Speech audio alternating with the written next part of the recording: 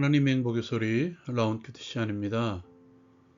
오늘 말씀은 창세기 41장 25절에서 36절의 말씀입니다.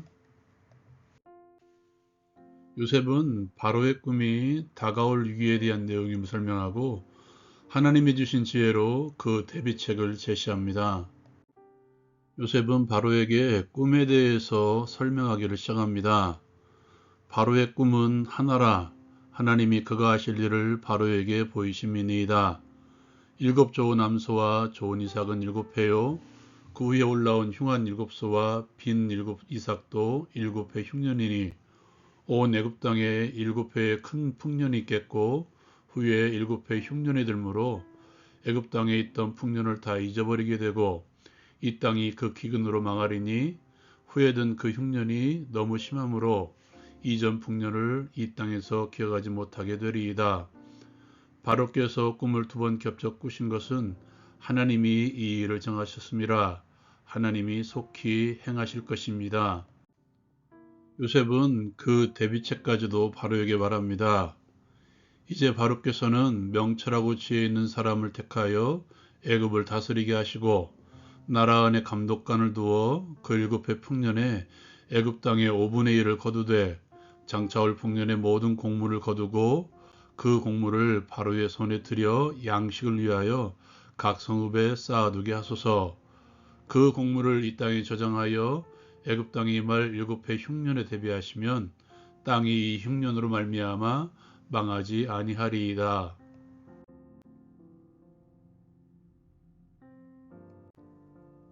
자신의 꿈에서 하나님의 꿈으로 나아간 요셉입니다. 오늘 시간에 이것에 대해서 함께 나누려고 합니다. 이것이 지난 2년 동안 만들어진 요셉의 모습이죠.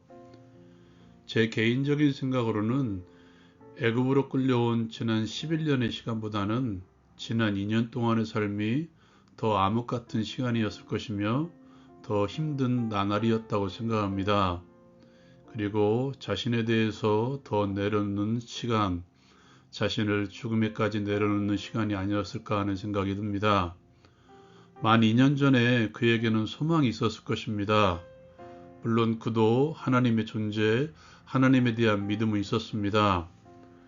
그래서 어쩌면 술 맡은 관원장과 떡 굽는 관원장은 하나님께서 자신에게 보내주신 사람이라고 생각하지 않았을까요?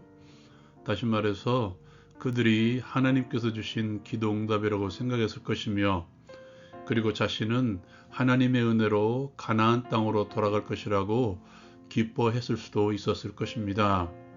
그런데 그 시간이 2년이 흐른 것이죠. 어제 말씀드렸던 시편 105편에 보면 이 상황에 대해서 이렇게 말합니다.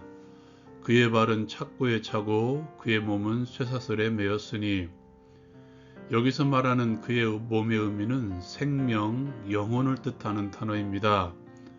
단순히 몸에만 쇠사슬에 매인 것이 아니라 영혼까지도 쇠사슬에 매인 것 같은 상황이었다는 것이죠. 아무런 희망이 없는 그 상태. 그것이 13년 중에서도 지난 2년 동안에 집중되지 않았을까 하는 생각입니다. 이미 한 번의 소망이 꺾였기 때문이죠.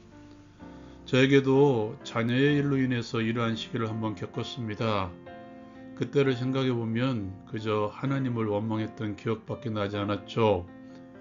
기도 응답이라고 생각했던 순간이 무너지는 그 순간 저는 영혼마저 무너져 내리는 것 같은 경험을 했습니다. 오늘 말씀에 다시 시편 105편의 말씀에 보면 그 이후에 이렇게 선언합니다. 그의 말씀이 그를 단련하였도다. 하나님의 말씀이 그를 단련해 나갑니다.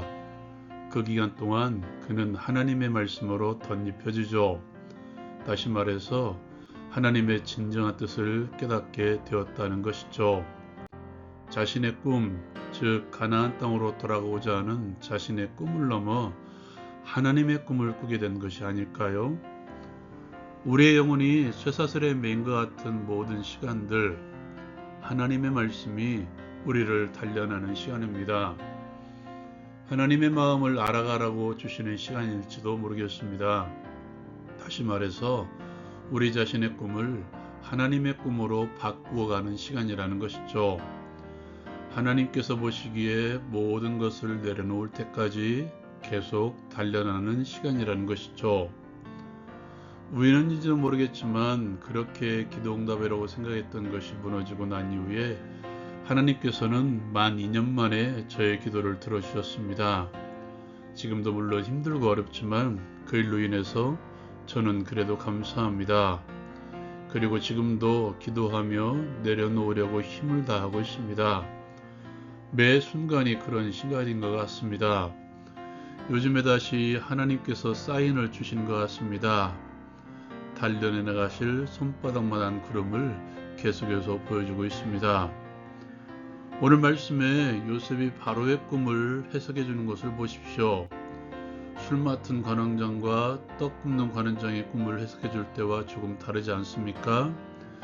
그저 자신의 미래를 부탁하던 요셉이 바로의 꿈을 해석해 줄 때에는 하나님께서 이 일을 정하셨음을 선포하고 그 일에 대한 대비책까지 세밀하게 제시해 주고 있습니다.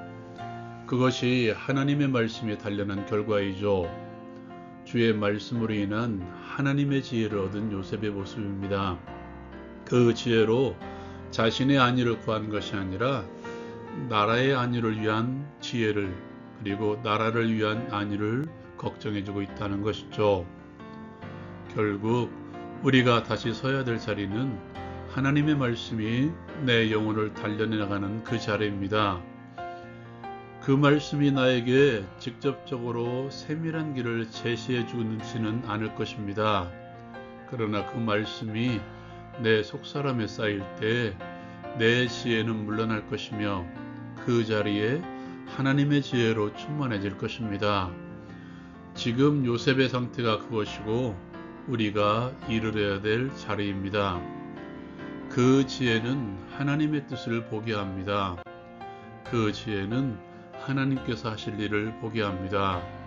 그 지혜는 하나님의 눈으로 세상을 바라보게 하죠. 요셉의 꿈의 해석을 보십시오. 처음 시작, 하나님이 그가 하실 일을 바로에게 보이심이니이다. 그 마지막, 하나님이 이 일을 정하셨습니다. 하나님이 속히 행하시리니. 하나님의 꿈을 꾸십시오.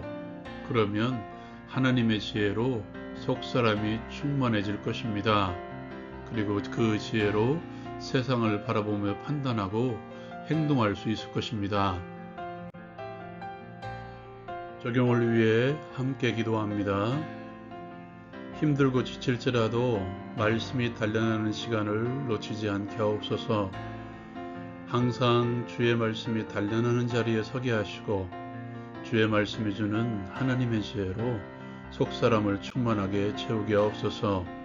그 지혜로 세상을 바라보고 판단하며 행동하게 하옵소서. 예수님의 이름으로 기도합니다. 아멘. 하나님의 눈으로 세상을 볼 때까지 단련해 나가십시오. 어느 순간 무기력하지만 하나님의 강함으로 충만해진 나를 발견할 것입니다. 라운큐티 마치겠습니다.